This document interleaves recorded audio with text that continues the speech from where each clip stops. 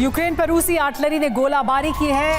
जापार group ने howitzer से किए ये बड़े हमले में यूक्रेन की 2 ड्रोन पोस्ट पूरी तरह से तबाह हो गई।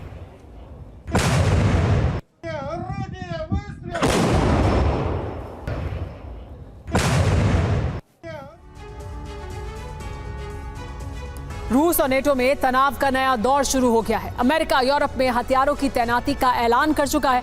खासकर जर्मनी में लॉन्ग रेंज की मिसाइलों की तैनाती के ऐलान के बाद पुतिन भड़क गए हैं। पुतिन अब रेडियो एक्टिव मिसाइलों की तैनाती करने जा रहे हैं। नॉर्थ कोरिया में ऐसी मिसाइलों की सप्लाई रूस को की जाएगी। न्यूक्लियर टिप्ड मिसाइलों को भी परमाणु हथियारों की श्रेणी में रखा जाता है। लेकिन रूस की दलील है कि नेटो यूक्रेन में डिप्लीटेड यूरेनियम वाले शेल का इस्तेमाल कर रहा है, इसीलिए अब ऐसे नियमों को सख्ती से पालन करना कोई मायने नहीं रखता।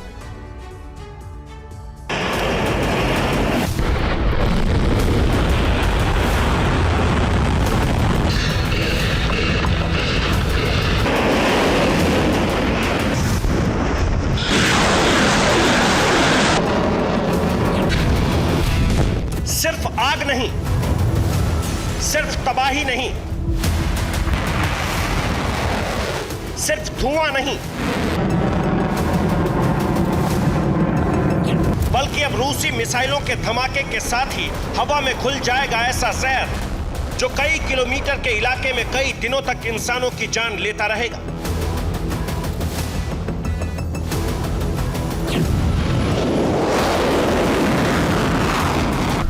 रूस ने अब रेडियो एक्टिव मटेरियल वाली मिसाइलों की तैनाती का फैसला किया।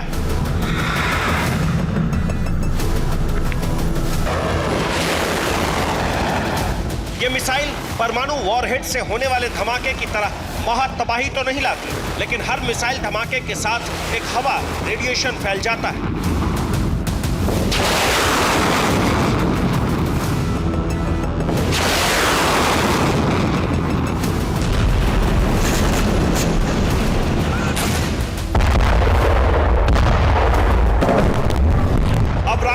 चैलेंजर टैंक के डिप्लेटेड यूरेनियम वाली शेल से रेडिएशन फैलता है, उसी तरह हर मिसाइल धमाके के साथ हवा में रेडिएशन का जहर घुलेगा।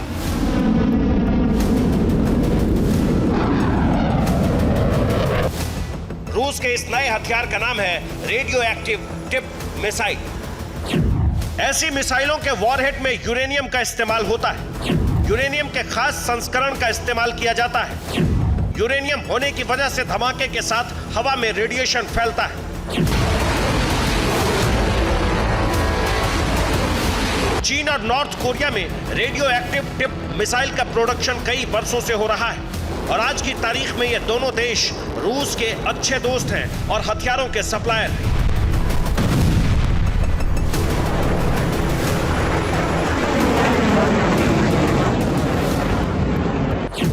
रिपोर्ट के मुताबिक नॉर्थ कोरिया में रेडियो एक्टिव टिप मिसाइल का प्रोडक्शन चल रहा है। नॉर्थ कोरिया से ही मिसाइलों की सप्लाई रूस को की जाएगी। पुतिन ने नॉर्थ कोरिया से यूरेनियम वाली इस मिसाइल की मांग की है।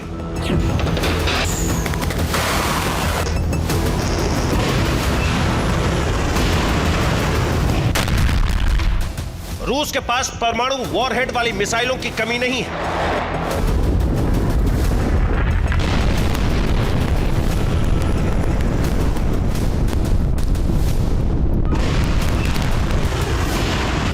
रूस ने ऐसी कई मिसाइलों को बेलारूस में तैनात किया हुआ है, लेकिन परमाणु हथियारों से अलग न्यूक्लियर टिप्ड मिसाइल में सिर्फ यूरेनियम का कुछ अंश होता है और रेडिएशन भी परमाणु हथियारों जितना नहीं होता।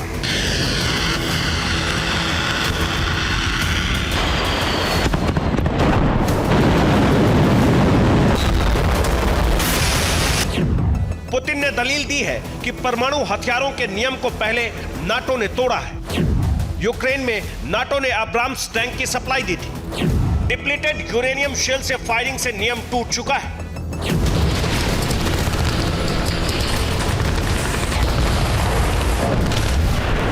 पुतिन की दलील है कि जब अमेरिका और नाटो के दूसरे देशों ने नियम कायदे को नहीं माना, तो अब रूस को भी यूरेनियम वाली मिसाइलों की तैनाती का हक है।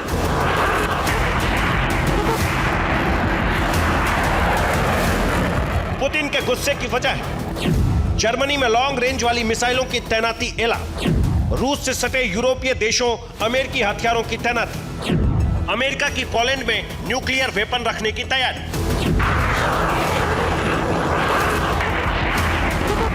अमेरिका ने कुछ दिन पहले ही ऐलान किया था अब जर्मनी लॉन्ग रेंज वाली टॉम हॉक मिसाइलों की तैनाती की जाएगी।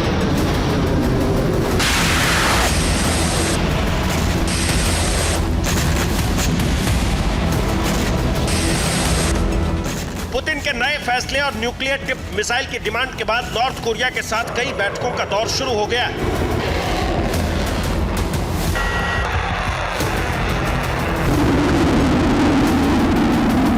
किम जोंग उन ने रूसी सैन्य प्रतिनिधि मंडल के साथ बैठक की है।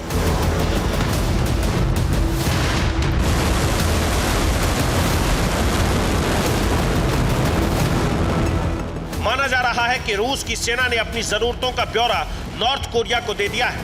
हालांकि अमेरिका मिसाइलों की नई तैनाती को रूस के एक्शन का जवाब बता रहा है।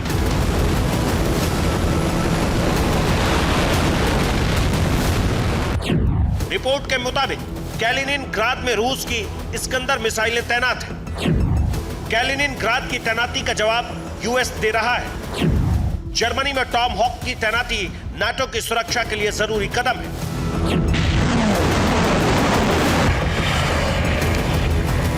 लेकिन रूस और अमेरिका की तैयारियों में एक बहुत बड़ा फर्क है।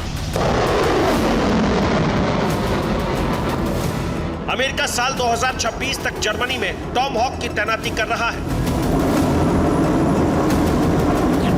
जबकि रूस परमाणु मिसाइलों और न्यूक्लियर टिप मिसाइलों की तैनाती कुछ ही महीनों में करने वाला है।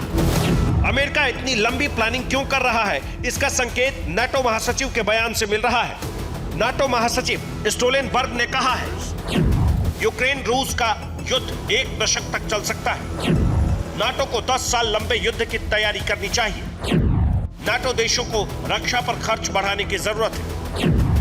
नाटो महासचिव ने आपसी मतभेदों को लेकर भी चेतावनी दी। अक्टूबर में नाटो महासचिव का कार्यकाल खत्म हो जाएगा और उन्होंने नाटो में फूट का अंदेशा जताया है। इसकी वजह पिछले दिनों सामने आई थी। स्लोवाकिया यूक्रेन को युद्ध में मदद करने के पक्ष में नहीं है। इसके बाद हंगरी ने भी युद्ध में मदद देने को गलत ठहराया था। दोनों देश नाटो के मत से अलग शांति समझौते को महत्व दे रहे हैं।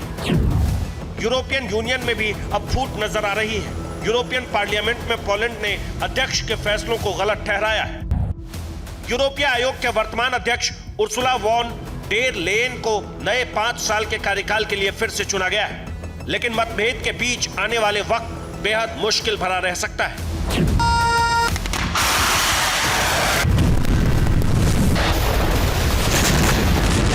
Bureau report, TV9 Bharatvarsh.